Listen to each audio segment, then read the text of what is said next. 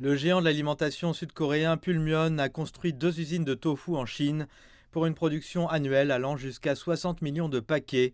Le groupe avait pourtant commencé son installation avec un petit bureau il y a 12 ans, avant de profiter d'une croissance solide sur le sol chinois.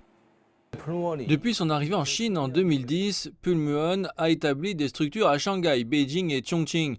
Nos principaux produits sont des aliments surgelés, frais et sains. La Chine offre un énorme marché aux entreprises alimentaires sud-coréennes. En raison de leur proximité, l'environnement d'importation et d'exportation entre la Chine et la Corée du Sud est meilleur que celui des autres pays. De bonnes ressources en main-d'œuvre rendent également la Chine attrayante en tant que base de production mondiale. Kim explique aussi que le marché chinois a changé et que les entreprises doivent s'adapter. Prenons le secteur de l'alimentation par exemple, les consommateurs privilégient désormais les aliments pratiques et sains. Quant aux ventes, les plateformes chinoises de commerce électronique et d'achat en ligne ont enregistré un développement exponentiel. Nous considérons la Chine comme un marché important avec des investissements croissants. Après la construction de la deuxième usine, nous avons ajouté des équipements permettant de produire du tofu et des pâtes et nous espérons que cela aidera l'entreprise à développer davantage son marché chinois. Depuis l'établissement des relations diplomatiques en 1992, la Chine et la Corée du Sud ont bénéficié d'une coopération commerciale et économique relativement solide. Le volume des échanges bilatéraux a été multiplié par 50 pour atteindre plus de 360 milliards de dollars américains en 2021.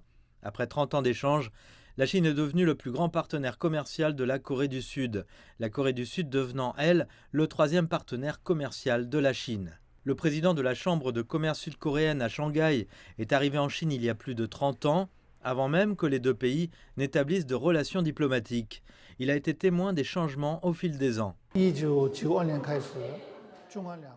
Nous avons débuté notre activité en 1992 après l'établissement des relations diplomatiques entre la Chine et la République de Corée.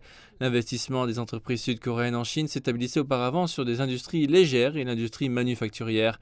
Il est aujourd'hui porté sur les entreprises de haute technologie. Après le réajustement des chaînes d'approvisionnement mondiales, il convient d'accorder plus d'attention aux échanges entre les entreprises de haute technologie sud-coréennes et chinoises, car ce sera la tendance à l'avenir. 30 ans plus tard, le commerce entre la Chine et la Corée du Sud porte toujours ses fruits. D'abord sur la base du simple commerce, les relations reposent aujourd'hui sur une coopération de haut niveau et M. Lee explique qu'il y a encore beaucoup à attendre de ces deux pays.